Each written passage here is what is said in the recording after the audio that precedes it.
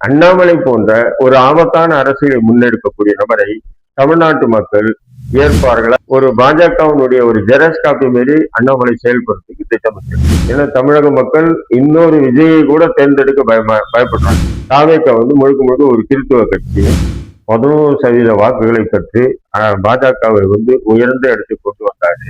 எந்த விதமான அரசியலை முன்னெடுப்பார் அப்படின்ற ஒரு கேள்வி. அப்ப இவருடைய ஆட்சியை எதிர்த்து ஒரு ஒரு அரசியல் கட்சியை உருவாக்கும். தலைமைச் செயலகத்துக்கு டாய்லெட் பாத்ரூம் யூஸ் பண்ணல, விஜய் பாத்ரூம் டாய்லெட்டை யூஸ் பண்றாரு அப்படின்னு மட்டும்தான் செய்தி போகும். அதாவது அண்ணாமலை தமிழக தலைவராக ஆனது பிறகு பாஜகவுக்கு மிகப்பெரிய வளர்ச்சி எல்லாம் இல்லை. அண்ணாமலை பாஜகவுல இருந்த போது அவர் ஓட்டு சதவீதம் பாஜகவுக்கு கூடவும் இல்லை குறை. விஜயை எதிர்க்கக்கூடிய திமுக, அதிமுக இவங்கெல்லாம் ஒரு பக்கம் இருந்தாலும், ஆனா அண்ணாமலையுடைய இந்த கான்செப்ட் அது பொதுதளத்துல வேறு விதமா பேசு பொருளாகும்.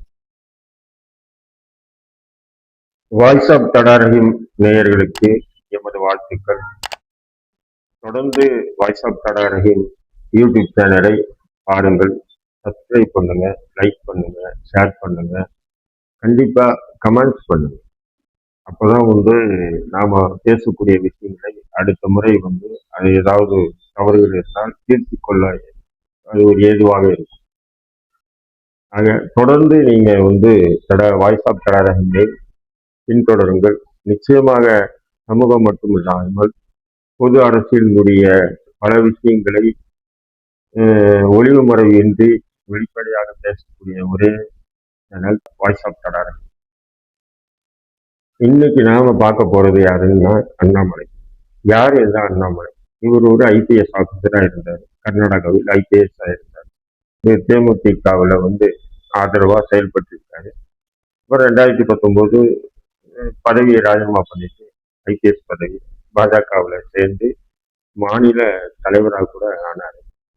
பரபரப்பு ஊடகங்கள்ல கேள்விக்கு பதில் கேட்கறதும், பதில் கேட்டா கோபமா சண்டை போடுறதும், இடக்கு முடக்கான கேள்விகள், இடக்கு முடக்கான பதில்கள், தேவையற்ற வாதங்கள், விவாதங்கள், தான் கட்டியிருக்கிற வாட்ச் 5 லட்சம் சொல்றது, பில்லு கேட்டேன்னா பில்லு தரேன்னு ஏமாத்துறது. அதன் பிறகு நான் 20,000 புத்தகங்களை படிச்சிருக்கேன்னு சொல்றது. நான் என்னுடைய அரசு, அதாவது நான் எஸ்பியா இருக்கும்போது 1 லட்சம் வழக்குக்கு மேல பதிவு செஞ்சிருக்கேன்னு சொல்லி இப்படி லூஸ் டாக்காவே நிறைய பேசியிருக்காப்புல. இருந்தாலும் அவருக்கு இன்னும் ஒரு ரசிகர் பட்டாளத்தை, ஒரு வார் ரூம்னு வச்சு அது பாஜகவுடைய வளர்ச்சியை விட அவருடைய வளர்ச்சியை முன்னிலைப்படுத்துறதுனால ஒரு குறிப்பிட்ட காலத்திற்கு பிறகு பாஜகவுக்கு இது நல்லாவே தெரிஞ்சது.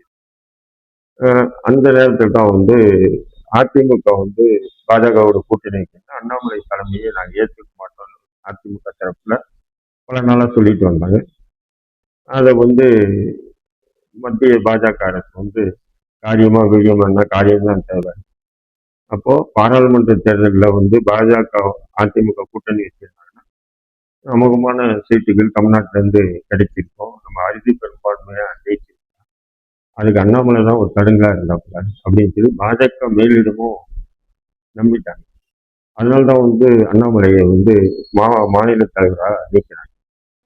ஆனா சந்தோஷ் மூலியமா அண்ணாமலை பாஜகவில், அதாவது தன்னுடைய பதவியை ராஜினாமா பண்ணிட்டு அதிமுகவில் சேரும்போது அவர் வருடத்துக்கு 2 கோடி ரூபாய் கொடுக்குறேன்னு சொல்லிதான் உத்தரவாதம் கொடுத்துதான் பாஜக சேர்த்திருக்காங்க. இவர் பாஜக மாநில தலைவரான பிறகு இசட் பிரிவு பாதுகாப்பு டெய்லி ஏதாவது ஊடகங்களை தன்னை பற்றி பேச வேண்டும் என்பதற்காகவே ஒரு வார் ரூம் செட் பண்ணிட்டு பேசிட்டு வந்தார். இந்நிலையில் தான் இன்னைக்கு அவர் ராஜினாமா பண்ணிட்டு புது இயக்கத்தை நான் ஆரம்பிக்க போறேன். அது கொஞ்சம் கொஞ்சமா அது அரசியல் கட்சியாக தேர்தலில் பங்கெடுத்தேன். இது நாள் வரையில் தமிழ்நாட்டில் இருக்கக்கூடிய அரசியல்களிலிருந்து வேறுபட்ட ஒரு அரசியலை தமிழக மக்களுக்கு நான் கொடுக்க போறேன்.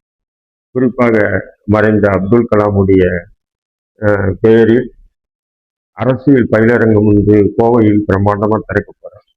அந்த அப்துல் கலாம் அரசியல் பயிலரங்கத்தில் பயின்ற நபர்களுக்கு மட்டும்தான் தேர்தலில் போட்டியிடுவதற்கு வாய்ப்பு கொடுக்க போறேன். இப்படி ஏதோ சொல்லிட்டு வர்றாரு. இது ஒரு வகையில வந்து அப்படின்னு சொன்னா சோசியல் மீடியால வந்து பாத்தீங்கன்னா ஒரு பரபரப்பா பேசிட்டு வராங்க. ஒரே நாள்ல வந்து 5,00,000 10,00,000 பேர் சப்ஸ்கிரைப் பண்ணி இருக்கிறதும், 5,00,000 10,00,000 பேர் அவரை பின்தொடர்றதும் பார்த்தீங்கன்னா ஒரே நாள்ல இது ஒரு விதமான தமிழ்நாட்டுல வந்து எப்படி விஜய் என்ற ஒரு மர்மம் திடீர்னு வந்து ஆட்சியை பிடிச்சாங்களோ, எப்படி இந்திய அளவில் காக்ரோச் ஜனதா பார்ட்டி, கரப்பான்பூச்சி ஜனதா பார்ட்டி எப்படி வந்து ஒரே நாள்ல வந்து 14 கோடி ஃபாலோவர்ஸ் ஆனாங்களோ, அதே மாதிரி வந்து அண்ணாமலையும் வரலாம் அப்படின்ட்டு சோசியல் மீடியா வச்சுட்டு இன்னைக்கு பரபரப்பா அரசியல் பேசிட்டு வராங்க. இது வந்து எப்படி பிளஸ் எப்படி மைனஸ் அப்படின்றது பார்க்கணும். குறிப்பா வந்து அரசியல் விமர்சகர்கள் பேசக்கூடிய பேச்சு என்னன்னா, அண்ணாமலை பாஜக தலைவராக இருக்கிறதுலையோ 11% வாக்குகளை பெற்று பாஜகவை வந்து உயர்ந்த இடத்துக்கு கொண்டு வந்தாரு. அவர் தலைவர் பதவியிலிருந்து நீக்கின பிறகு மறுபடியும் பழையபடி 3% பாஜக வந்துச்சு அப்படின்ற ஒரு குற்றச்சாட்டு வைக்கிறாங்க. இது பார்க்குறவங்களுக்கு வந்து ஆமா சரியா இருக்கணும். ஆனா மத்திய உளவுத்துறை ஐபி வந்து கிளீனா ரிப்போர்ட் எடுத்து டெல்லிக்கு அனுப்பி பாஜக வந்த பிறகு பாஜக அதாவது அண்ணாமலை தமிழக தலைவராக ஆனது பிறகு பாஜகவுக்கு மிகப்பெரிய வளர்ச்சி எல்லாம் இல்லை. எப்பவுமே இருக்கிற மாதிரி 3% தான் இருக்கு. கடந்த பாராளுமன்ற தேர்தலும் அதற்கு முந்தைய உள்ளாட்சி தேர்தலையும் வாங்கின ஓட்டு சதவீதம் வந்து பாத்தீங்கன்னா கடந்த பாராளுமன்ற தேர்தலில் பாஜக தலைமையில் 19 இடங்களில் பாஜக போட்டியிட்டது. அது இல்லாம வந்து ஜான் பாண்டியனுடைய கட்சி, ஐஜேகே நம்ம பாரிவந்தருடைய கட்சி, இவரு நம்ம நீதி கட்சி, ஏசி சண்முகம் அவங்க தலைமையிலான கட்சி, அப்புறம் வந்து தேவநாத யாதவ் தலைமையிலான கட்சி, இவங்க எல்லாமே பாஜக சின்னத்திலே நின்னாங்க.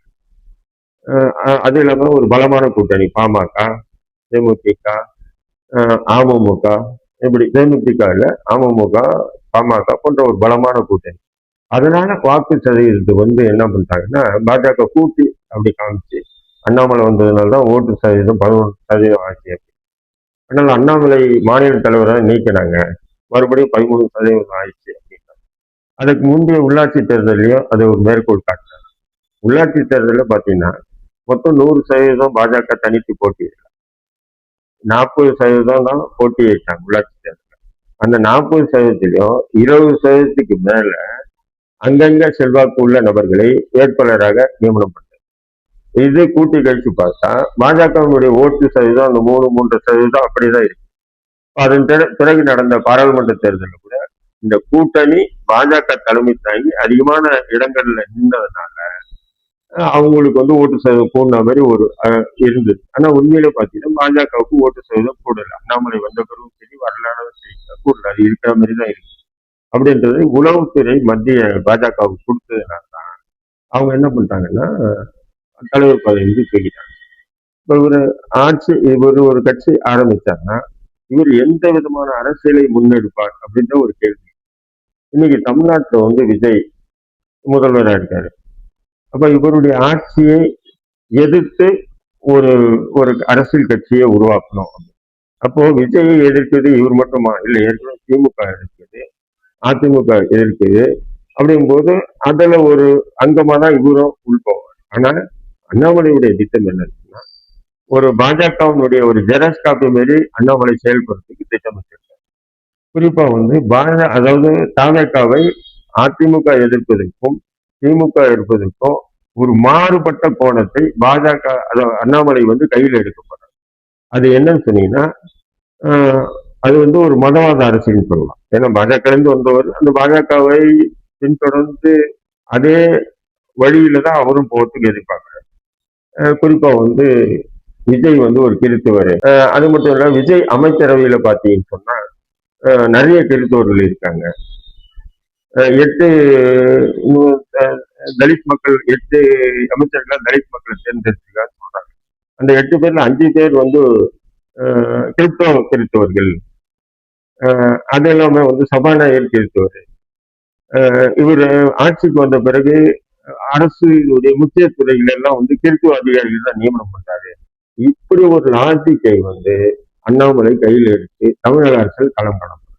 அப்ப விஜயை எதிர்க்கக்கூடிய திமுக, அதிமுக இவங்கெல்லாம் ஒரு பக்கம் இருந்தாலும் ஆனா அண்ணாமலையுடைய இந்த கான்செப்ட் வந்து அது பொதுதளத்துல வேறு விதமா பேசு பொருளாகும். இதன் மூலயமா தமிழ்நாட்டுல நமக்கு வந்து ஒரு நல்ல ஒரு கட்டமைப்பை உருவாக்கலாம் அப்படின்றதுதான் அண்ணாமலையுடைய திட்டம். பட் இத தமிழக மக்கள் கை கொடுப்பாங்களா அல்ல கைவிடுவாங்களான்னு அது பிறகுதான் நம்ம பார்க்கணும். ஆனா இப்ப நம்ம சொல்ல முடியாது. ஆனா இந்த அரசியலை, அதாவது கிறிஸ்துவர்கள் தான் இனி தமிழ்நாட்டுல ஆள்றாங்க. தாவேக்கா வந்து முழுக்க முழுக்க ஒரு கிறிஸ்துவ கட்சி. மிஷினரிகள், கிறிஸ்தவ மிஷினரிகள் அதுக்கு மிக கோடிக்கணக்கான ரூபாய் வந்து முதலீடு செஞ்சிருக்காங்க. அதனாலதான் விஜயால வந்து முதல்வராக முடிஞ்சது. அதனாலதான் வந்து குதிரை பேரத்துல இறங்கினார் விஜய். இப்படி வந்து அவர் டெய்லி வந்து ஏதாவது பரபரப்பு செய்திகளை வந்து ஊடகங்கள்ல பேசுவார். அவர் அமைப்பு ஆரம்பிச்ச பிறகு இப்படி வந்து பேசுவார். ஆனா அண்ணாமலை வந்து பாஜகவுல இருந்த போது அவர் ஓட்டு சதவீதம் பாஜகவுக்கு கூடவும் இல்லை குறையும் இல்லை, அப்படியேதான் இருக்கு.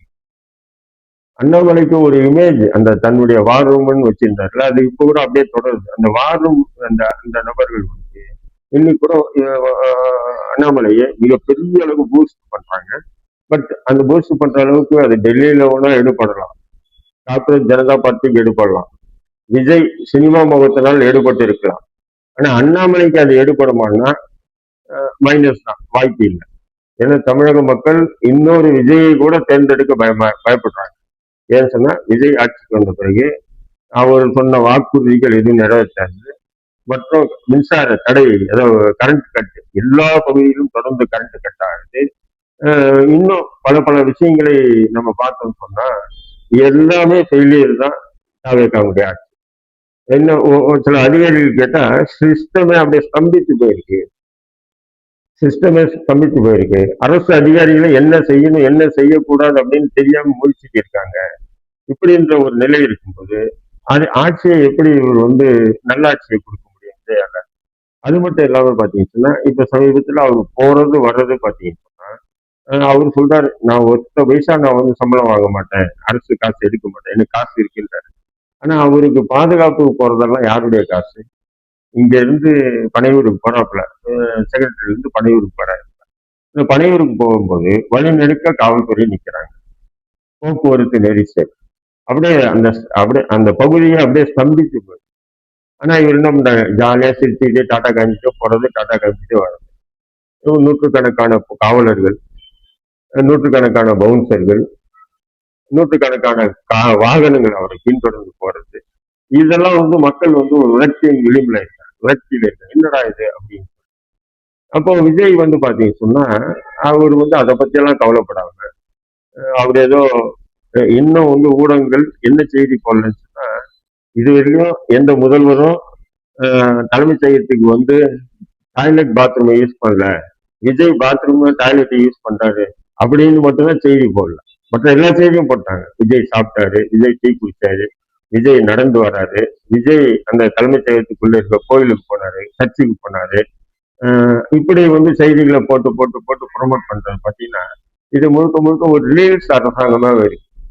அதே மாதிரி அமைச்சர்கள் கூட பாத்தீங்க சொன்னா அமைச்சர்கள் எம்எல்ஏக்கள் டெய்லி ஏதாவது ஒரு 2 செல்போன் எடுத்துக்கிட்டு தெரு தெருவா போய் யார்கிட்ட பேசுறது வீடியோ எடுத்து அதை வந்து என்ன பண்றாங்க, ரீல்ஸ் போட்டுட்டு இருக்காங்க. இது முழுக்க முழுக்க ரீல்ஸ் அரசாவே இருக்கு.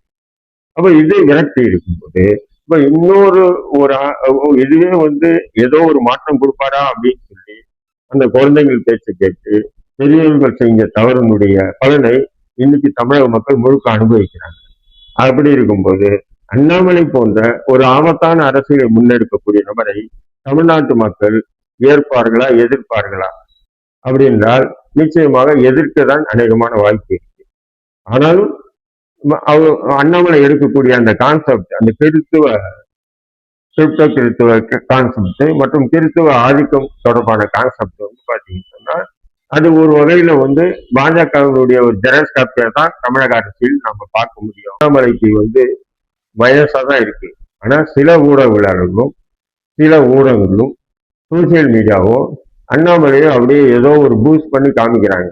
எப்படி விஜயை பூஸ்ட் பண்ணி காமிச்சு முதல்வராக்குறாங்களோ அதே மாதிரி அண்ணாமலையை காட்டி நாம வந்து ஏதாவது சில பல நன்மைகள் அடையணும்னு பாக்குறாங்க.